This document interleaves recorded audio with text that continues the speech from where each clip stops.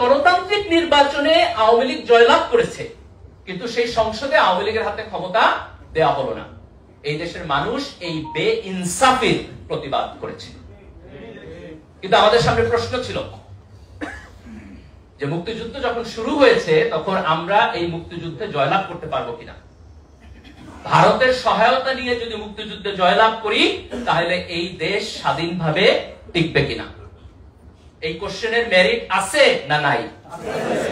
এই দেশের উপর ভারতীয় আধিপত্যবাদ হয়েছে না হয় নাই? আমাদের দুইটা অপশন ছিল। একটা অপশন যে ঠিক আছে, আমরা পাকিস্তানের বেইনসাফির মধ্যে থাকবো ভারতের আধিপত্যবাদের ভয়ে। আমাদের রাজনীতিবিদদের মধ্যে কেউ কেউ এটাকে রাইট মনে করেছেন, কিন্তু এই দেশের সংখ্যাগরিষ্ঠ জনগণ, এই দেশের তরুণ জনগণ, তারা পাকিস্তানের বিপক্ষেও যুদ্ধ করতে চাইছে, ভারতের আধিপত্যবাদের বিপক্ষেও যুদ্ধ করতে চেয়েছে। এই কারণে আমাদের সংগ্রাম ৭১-এ শেষ হয় নাই। আমাদের সংগ্রাম ২৪-এ এসে ভারত এবং পাকিস্তান উভয়ের আধিপত্যবাদের বিপক্ষে দাঁড়িয়ে আমরা সত্যিকারের বাংলাদেশী হয়ে উঠেছি। ৭১-এর মুক্তিযুদ্ধ ইসলামের বিপক্ষে হয় নাই। শামসুর রহমান তো সেকুলার কবি, উনিও তো লিখছেন যে স্বাধীনতা তুমি পিতার উদার জায়নামাজের কোমল জমিন। এই দেশের মুক্তিযোদ্ধারা মুক্তিযুদ্ধ করছে, নামাজ পড়ছে। এই দেশের মুক্তিযোদ্ধারা মুক্তিযুদ্ধ করছে, আল্লাহর কাছে বিজয়ের জন্য প্রার্থনা করছে, দোয়া করছে। কিন্তু স্বাধীনতার পরে এই দেশে আওয়ামী লীগ, শেখ পরিবার, কিছু বাম রাজনীতিবিদ, তারা মুক্তিযুদ্ধের ইতিহাসকে মনোপলি করেছে। ৭২-এর সংবিধানে তারা সেকুলারিজম আছে। ৭০-এর নির্বাচনে আওয়ামী লীগের যে ৬ দফা কর্মসূচি, আওয়ামী লীগের যে নির্বাচনী ইশতেহার, আওয়ামী লীগের যে নির্বাচনী প্রচারণা, তার কোথাও সেকুলারিজম শব্দ আপনি ১০০০ বার খুঁজলেও পাবেন না। তাহলে ৭২-এর সংবিধানে সেকুলারিজম আসলো কোথা থেকে? ৭২-এর সংবিধানে সমাজতন্ত্র আসছে। আওয়ামী লীগ কিছু কিছু জায়গায় সমাজতন্ত্র বলছে, কিন্তু সেটা বলছে সামাজিক ন্যায় বিচার অর্থে, অর্থনৈতিক ন্যায় বিচার অর্থে। তাহলে ৭২-এর সংবিধানে তারা যেভাবে সমাজতন্ত্র লিখেছে সেটিও মুক্তিযুদ্ধের চেতনা ছিল না। বাঙালি জাতীয়তাবাদ তো ছিলই না। এই দেশে তো শুধু বাঙালিরা বসবাস করে না, পশ্চিমবঙ্গের বাঙালি এবং বাংলাদেশের বাঙালি, তাদের দুইজনের রাজনৈতিক অভিমুখ কি এক? তাদের রাজনৈতিক চিন্তা এক? তাহলে বাঙালি জাতীয়তাবাদ আমার আদর্শ কিভাবে হয়? তাহলে ধর্মনিরপেক্ষতা আমার আদর্শ না, সমাজতন্ত্র আমার আদর্শ না, বাঙালি জাতীয়তাবাদ আমার আদর্শ না, কিন্তু আমার সংবিধানে তার সবকিছুই আসছে। তারা আওয়ামী লীগ সর্বপ্রথম ৭২-এর সংবিধানের মধ্য দিয়ে মনোপলি করেছে। তারপরে ৭৫-এ তারা গণতন্ত্র থেকে সরাসরি চলে গেল এক দল, এক দেশ, এক নেতা বাকশালে। দেখেন এটা কত বড় আইরনি। ১৯৭০ সালের নির্বাচনে, গণতান্ত্রিক নির্বাচনে আওয়ামী লীগ জিতলো।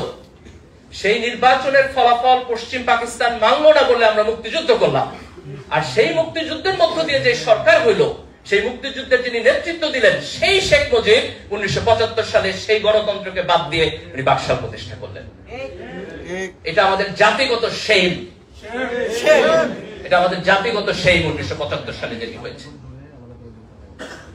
কিন্তু ইতিহাসের পরিক্রমা উনি বাকশাল কন্টিনিউ করতে পারলেন না।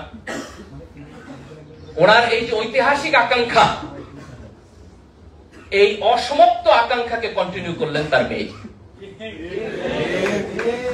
আমার একটা আফসোস যে শেখ মুজিবুর রহমানের প্রতি ৭৫-এর যে বাকশাল, এটার কারণে ওনার সমালোচনা আছে, কিন্তু ওনার প্রতি আমার শ্রদ্ধাও আছে। উনি মুক্তিযুদ্ধের নেতৃত্ব দিচ্ছেন। উনি যদি বাকশাল করে এই দেশ ১০ বছর শাসন করতেন, তাও আমার একটু আফসোস কম থাকতো যে না, ওনার একটা ক্রেডিট আছে। কিন্তু ওনার মেয়ে এসে এই দেশে ১৫ বছর ফ্যাসিবাদ কেন করে? ওনার তো কোনো কন্ট্রিবিউশন নেই। মুক্তিযুদ্ধের সময় শেখ হাসিনা কই ছিলেন? ওনার তো কন্ট্রিবিউশন নেই, কিন্তু উনি এই দেশে ১৫ বছরের ফ্যাসিবাদী শাসন করলেন। এবং আওয়ামী লীগের এই ফ্যাসিবাদী শাসনের পিছনে সবচেয়ে বড় যে জিনিসটা ওনারা ব্যবহার করলেন সেটি হলো মুক্তিযুদ্ধের চেতনা ইন্ডাস্ট্রি। ১৯৭১ সালের মুক্তিযুদ্ধ হয়েছে ৭০-এর নির্বাচনের গণতন্ত্র না মানার কারণে। তাহলে গণতন্ত্রের চাইতে মুক্তিযুদ্ধের বড় কোন চেতনা আছে না। তাহলে হাসিনা যে ৩টা ইলেকশন চুরি করলেন, এটা কেমন করে মুক্তিযুদ্ধের চেতনা হয়?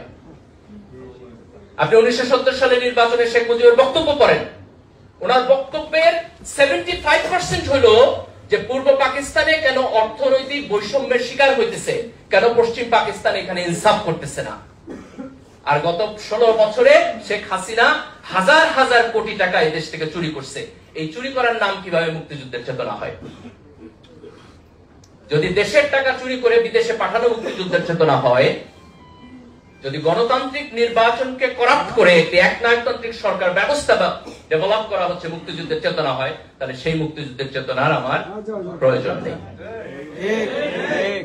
আমরা 24-এর এই বিপ্লবের মধ্য দিয়ে এই দেশের তরুণ প্রজন্ম যেটি অর্জন করেছে সেটি হলো যে ফ্যাসিবাদ এই দেশে টিকবে না। আমাদের গর্ব করা উচিত। আপনি আজকে মিডল ইস্টে তাকায় দেখেন, এক একটা দেশে 50 বছরের একনায়ক চলতেছে, কিন্তু আমাদের দেশে শেখ হাসিনা একটা লম্বা সময় থাকছে, কিন্তু 15 বছর পরে আমরা তাদেরকে বিদায় করেছি, তারা থাকতে পারে নাই। আমরা গণতান্ত্রিক সরকার ব্যবস্থায় প্রত্যাবর্তন করেছি এবং ইনশাআল্লাহ এই গণতন্ত্রকে আমরা সামনের দিকে এগিয়ে নিয়ে যাব ইনশাআল্লাহ। শেখ হাসিনার যে মুক্তিযুদ্ধ ইন্ডাস্ট্রি, এর সাথে এই দেশের যে আপামর জনসাধারণ মুক্তিযুদ্ধ করছে তার কোনো সম্পর্ক নাই। মুক্তিযুদ্ধের যে সত্যিকারের চেতনা, তার কোনো সম্পর্ক নাই। মুক্তিযুদ্ধের চেতনা হলো আপনি সৎ থাকবেন, মুক্তিযুদ্ধের চেতনা হলো আপনি গণতন্ত্র মানবেন, মুক্তিযুদ্ধের চেতনা হলো আপনি সরকারে যাবেন কিন্তু ভোটে যদি হারেন ভদ্রলোকের মতো ক্ষমতা ছেড়ে দিবেন। মুক্তিযুদ্ধের চেতনা হলো আপনি আপনার সন্তানকে যখন বিশ্ববিদ্যালয়ে পাঠাবেন সেখানে নোংরা ছাত্র রাজনীতি থাকবে না, সিট পলিটিক্স থাকবে না, একজনকে আপনি শারীরিকভাবে নির্যাতন করতে পারবেন না, একজন ছাত্রকে আপনি বুলিং করতে পারবেন না। মুক্তিযুদ্ধের চেতনা হলো আমার সন্তান এই রকম এডুকেশন সিস্টেম পাবে যেন সে বিশ্বের গ্লোবাল মার্কেটে গিয়ে কম্পিটিশন করতে পারে। 24-এর বিপ্লবের যে চেতনা, সেটি মূলত মুক্তিযুদ্ধকে আওয়ামী লীগের যে দলীয়করণ এবং চেতনা ইন্ডাস্ট্রি তার থেকে মুক্তি দিয়ে এই দেশের জনসাধারণের কাছে ফিরিয়ে দিয়ে গেছে। 24 এবং 71-এর মধ্যে কোনো কনফ্লিক্ট নাই। যারা 24-এর চেতনার সাথে 71-এর কনফ্লিক্ট অনুভব করেন তারা মূলত অগণতান্ত্রিক শক্তি, তারা ফ্যাসিবাদী শক্তি, তারা মুক্তিযুদ্ধের চেতনা বিক্রি করতে চায় এবং এই দেশে তাদের মুক্তিযুদ্ধের চেতনার $1 মিলিয়ন ইন্ডাস্ট্রি আছে। এই ইন্ডাস্ট্রির প্রফিটে টান পড়ছে বলে তারা আজকে 24-এর চেতনার প্রতিবাদ করে। কিন্তু এই দেশের আপামর জনসাধারণ যারা 1947 সালে ভারতের সাথে যাইতে চায় নাই, 1971 সালে যারা পাকিস্তানের সাথে থাকতে চায় নাই এবং 2024 সালে যারা একটা ফ্যাসিবাদী সিস্টেমের মধ্যে থাকতে চায় নাই, এই সকল চেতনার মধ্যে আমার পূর্বপুরুষরা এই কারণে মুক্তিযুদ্ধ করে নাই যে আমার দাড়ি থাকলে টুপি থাকলে আমি বিশ্ববিদ্যালয়ে এসে ডিসক্রিমিনেশনের শিকার হব। আমাদের বিশ্ববিদ্যালয়ে কিছু কুলাঙ্গার শিক্ষক আছে, মাঝে মধ্যে তাদেরকে বলতে দেখবেন, বলে ঢাকা বিশ্ববিদ্যালয় মাদ্রাসা হয়ে গেছে। সুবহানাল্লাহ, আলহামদুলিল্লাহ, হলে তো ভালো হয়েছে। তারা বিশ্ববিদ্যালয়ের ভর্তি পরীক্ষায় মাদ্রাসা থেকে আসলে তারা বলে যে ছাত্রকে নেওয়া হবে না। কি হয়েছে? সে মাদ্রাসায় পড়ে আসে নাই, হয় ইংরেজি ভালো পড়ে না ইত্যাদি। আরে ভাই, তুমি তো ভর্তি পরীক্ষা নিতেছো, সে যদি ইনকম্পিটেন্ট হয় তাহলে তোমার ভর্তি পরীক্ষাই ফেল করবে। সে যদি ভর্তি পরীক্ষায়